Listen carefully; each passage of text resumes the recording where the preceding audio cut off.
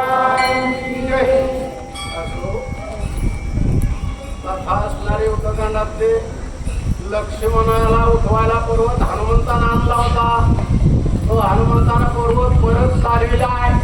परत चालविल्यानंतर रावणानं पाहिलाय आणि रावणानं सांगितलं, राक्षसांना बोलावून घेतलं सभा बसली. हे बाबा, हा पर्वत चाललाय, तो घेऊन चाललाय त्याच्या औषधीचा. आपल्यालाही जखमा झाल्यात काही झाला. त्याला लक्ष्मण उठलाय, आपल्या राक्षसाच्या कामाला येईल. ते आपल्या बी उपयोगाचं हे आडवा, पण आडवाच्या कुणा कुणाला सांगितलंय ते विसरले बरं का मायक. त्याला नाव आहे ना ऐकण्याचे नाव जंग संघा, हे असे बरेचसे राक्षसाचे नाव वाचा.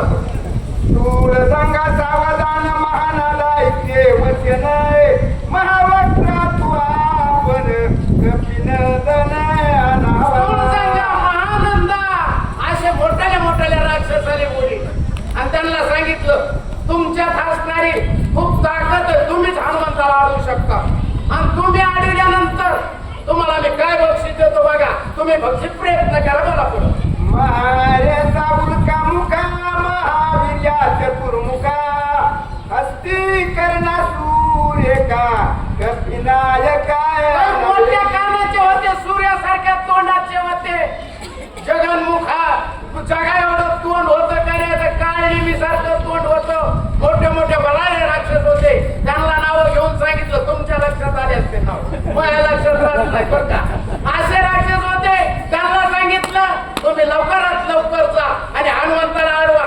हनुमंताला अडविलं की तुमचं काम मी करतो. आता त्यांचं आपोआपच होणार, करायची काही गरज नाही. बोला. शुंक कर्णा विचित्र महाविला मेघचित्रा सावधान माझी उतरा ऐका समग्र सुची. तुम्हाला सगळ्याला सांगतो अजून दोन लक्षात येईल तो उठी जेव्हा बसले तोच माझ्या असं असणार आहे. तुम्हाला मी असणारं बक्षीस देणार आहे. तुम्हाला मी काय करणार आहे, राज्य देणार आहे. तुमचा मोठेपणा लौकिक करणार आहे. तुम्ही माझं एवढं काम करा, हनुमंताला अडवा आणि धरून माझ्याकडे आणा. असं असताना रावण राक्षसांना म्हणू लागला, पर्वते सहित कपिंद्र धराने आणि मज समोर याची करीन राज्य धरू. पर्वत सहित हनुमंताला माझ्या समोर धरून आली, त्याला राज्य धरून रावणाला राज्य राज्य दे. वाचून आला तर बर का, नाही तर मेला तर गेला ना.